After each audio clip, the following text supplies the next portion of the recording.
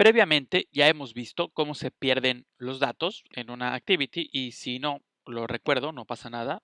Aquí vamos a poner, por ejemplo, hola José, le damos enviar y aparece el cambio. Pero si yo hago una rotación de pantalla, vamos a hacerla así, vemos como el cambio que ya se había hecho de hola José se elimina y en realidad lo que pasa es que la activity como tal, cuando hace el giro, se destruye, o sea, pasa por el método que ya hemos hablado de destrucción, se destruye y se vuelve a crear y entonces como el texto que aparecía en el text view es hello world, se regresa a ese texto. Eso es lo que sucede en realidad. Entonces, vamos a regresarla. Lo que tendríamos que hacer es lo siguiente. Dentro de las activities tenemos algunos métodos, así como el onCreate, el onRestart, onResume, que nos sirven, por ejemplo, para guardar instancias o para salvar los estados o los datos de una activity. Y lo que hacemos es utilizarlos. Entonces, lo que vamos a hacer es aquí mismo mandar a crear o a llamar, perdón, el onSafeInstanceState. Este es el que nos va a ayudar a arreglar este problema.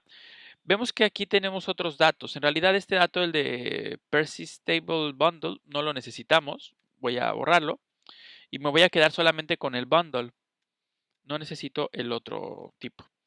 Y lo que hace el onSafeInstance es guardar los datos que necesitamos. ¿En dónde los guardamos? Los podemos guardar en el bundle. Aquí es donde vamos a estar almacenando lo que necesitamos.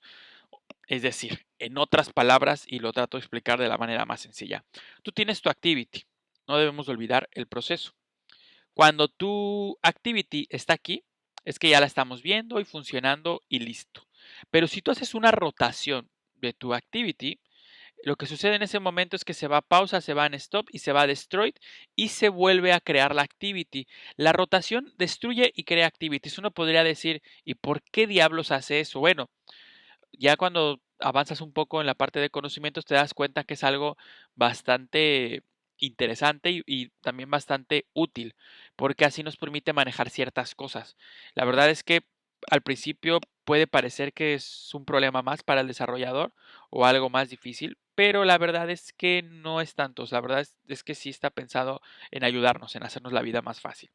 Pero bueno, eso ya no lo podemos cambiar. Entonces hay que entender que cuando hacemos la rotación, las activities se destruyen y se vuelven a crear.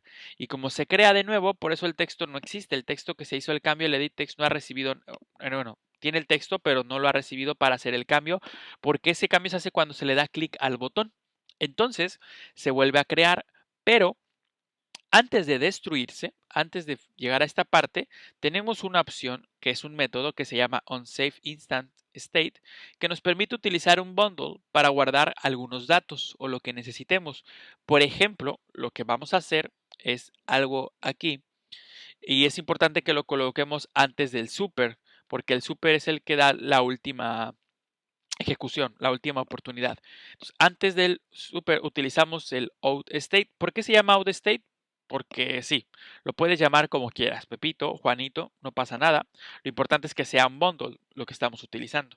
Entonces ponemos outState, punto, y pones put y vas a guardar lo que tú quieras. Puedes guardar un binder, un byte, un char, char sequence, un float, float array, integer, todos estos datos que están aquí. Yo voy a guardar una cadena, porque es lo que yo necesito por ahora. Le tienes que poner un ID, un identificador. El identificador que yo le voy a poner va a ser guardado.